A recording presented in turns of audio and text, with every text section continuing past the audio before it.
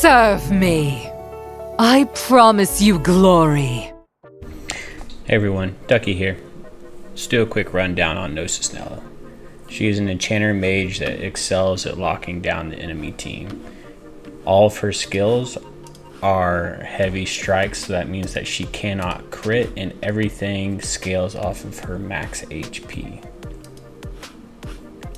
You want to run her as fast as possible, in my opinion, with as much effectiveness to land her debuffs. Her S1 doesn't really do much, but it hits 2 people and gives her increased effectiveness. Her S2 gives an irremovable unbuffable for 2 turns and skill cooldowns of everybody by 2 turns. And you can burst this to reduce defense for 2 turns, have a pseudo strip here by reducing buff durations, and then level 3 is just another stun on top of it. But this can be agile, so that's important to note. S3 just strips 1 buff from all enemies and stuns them all for 1 turn, but this skill cannot be countered or agile against, which makes her incredibly strong in PvP.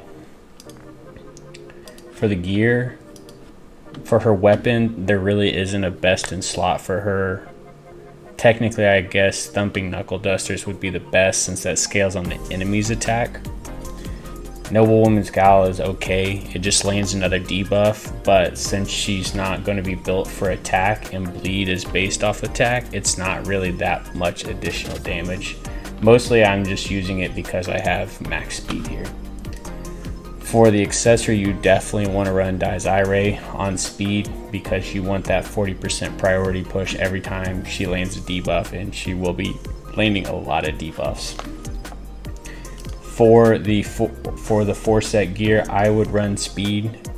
From what I'm seeing in the meta currently, it's whoever's Gnosis Nella goes first and locks down the other team essentially wins. So I still am going to run max speed on my Gnosis Nella.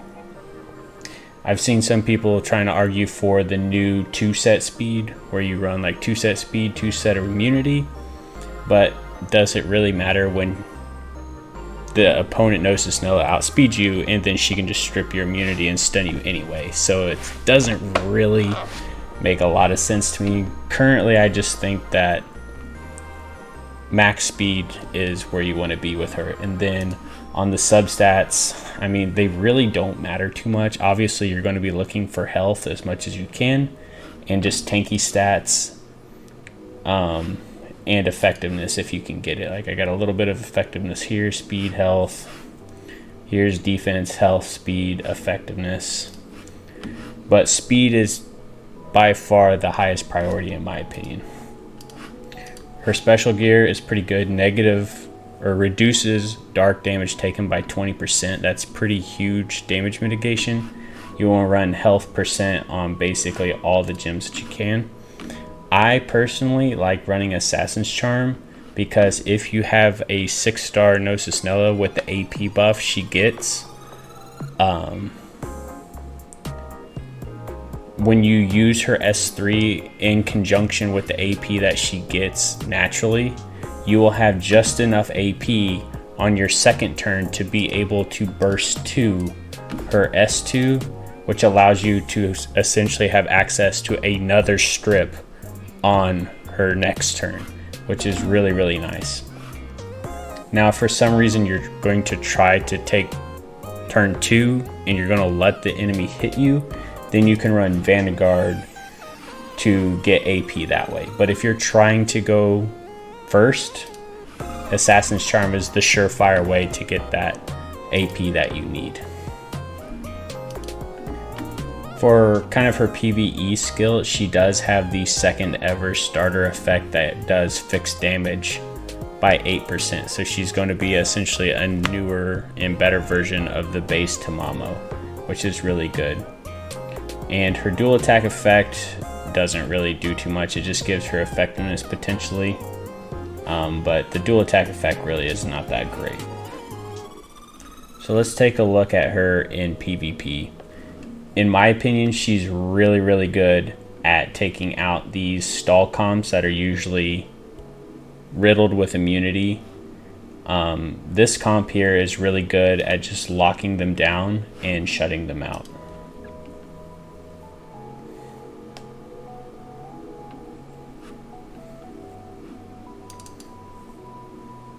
The reason I run Devlada in this team at all is to prevent Nella, when she revives, from getting 70% priority.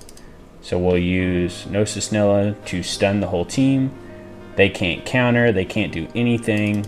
We just use Diasti to destroy them. She's going to get her priority push, but because we have Devlada here, she can't push herself far enough. Then I just love using Ray. I just love her character design. Get the additional turn. Easy. It's stress-free and incredibly easy.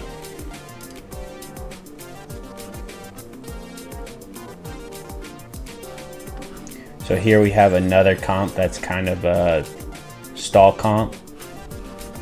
But see, they have a Gnosis Nella as well. So right here, you're fighting a speed issue. So what I like to do in these situations is I will run this team here. So the strategy is here is that my Devlada will go first. Okay, my Devlada will go first and she will trigger my Roxy. Since I know based on this team comp that the opponent's Gnosis Nella is going to be the fastest, I essentially guarantee myself that Roxy is going to S2 into the Gnosis Nella and take her out.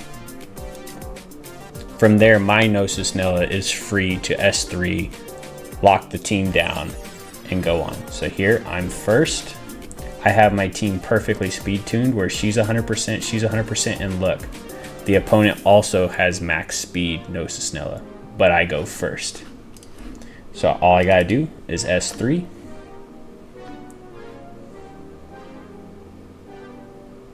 And then Roxy's gonna go. And she's gonna take out the opponent Gnosis Nella. Now, because my Gnosis Nella was already at 100%, no matter what, my Gnosis Nella is gonna go second. Right here, I'm free to stun. Now, Roxy's here to clean up. And then Ray comes up, and I clean up the healers. Super fast, super reliable cleave. Okay, so this is actually my defense, and how I'm going to go about it is whether or not this is on immunity or not, it shouldn't matter. If it's not on immunity, Monad Eva is going to stop her, and then I can continue on. Gnosis Dahlia will counter, kill, she'll push up, and then we can take out whoever we want piece by piece. If it's on immunity, nobody on this team has any buffs, so regardless of whether she attacks once or twice, doesn't matter. She's still going to get countered by Gnosis Dahlia.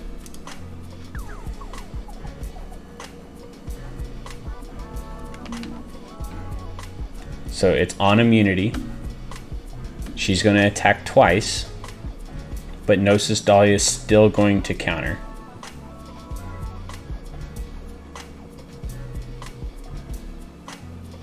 Okay.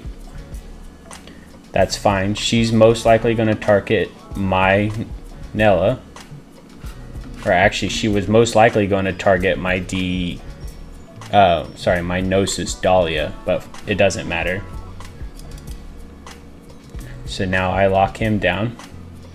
And the reason why this team is safe is because mine is 6-star and I let the Devlada hit me. She got 40% priority. So I'm going to win that speed matchup. Whether or not his is max speed or not, I will always go next because I got the 40% priority push. At this point, his team is pretty much in trouble. I can just buff up, try to take out his Nella. Got him. And at this point, we're pretty much just gonna clean up.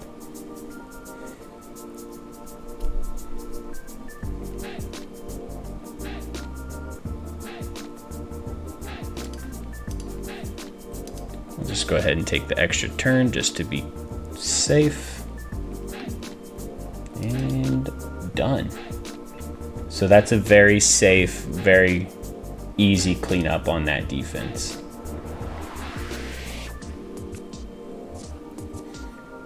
Okay, so here we have another variant with Devlata, but we got some healers in here as well.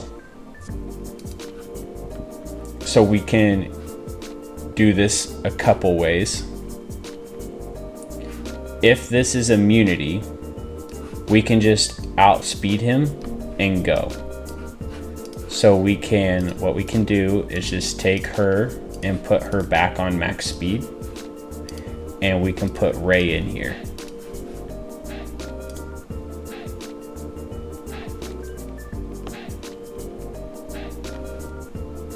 So I outsped and I took the risk and I won the 50-50. But if this was on immunity, it would be fine. So now I can just go ahead and S3. There's no Monad Eva here to stop me from using my my additional attack. She's going to go ahead and kill there, and then the nice thing is Notia is going to land the silence here, so she can't do anything. Then what I'm going to do is I'm not going to S3, I'm just going to use S1 to kill her so that Ray can get closer. And then here, because she's silenced and if I killed her, she would have lost all the silence and all the debuffs and she could have revived. But now she's free real estate for Ray. She can't revive and it's just an easy, clean kill.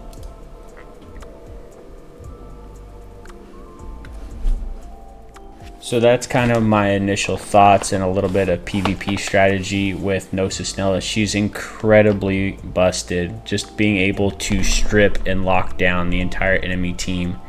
And from what you can tell, outside of one situation in all those fights, 6-star isn't really needed. All you need is her to be fast. She does everything that she needs to do for high tier PvP with one copy.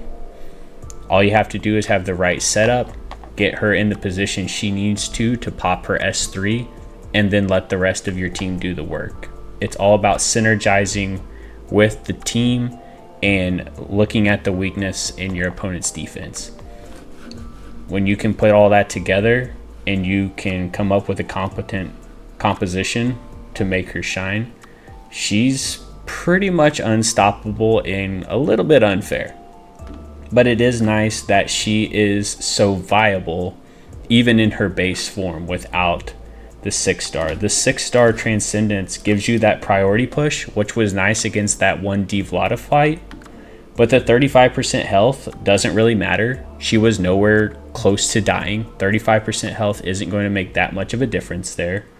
And her damage is completely negligible. You do not care about her damage at all. The only nice thing about 5-star for PvP is the plus 50 action points. So if the fight does go longer than, the first round, having access to the pseudo strip and cooldown on her second turn is really nice and is only accessible consistently by having this plus 50 action points. The 20 chain points is nice for PvE, but that's not that big of a deal. The extra damage proportional to effectiveness does not matter because, again, we do not care about her damage. Even with all these effectiveness buffs to her damage, she's doing like less than 5,000 damage on squishy units. It's pretty much negligible. So really, I can't say go out there and blow your brains out to 6-star her if you're wanting to do PvP, unless you just really want this plus 40%. But if you have the gear to make her work and make her go fast, don't need it. But yeah, that's my analysis of the new Gnosis Nella. So if you guys have any questions, of course you can hit me up in the comments or talk to me in my Discord. So appreciate it.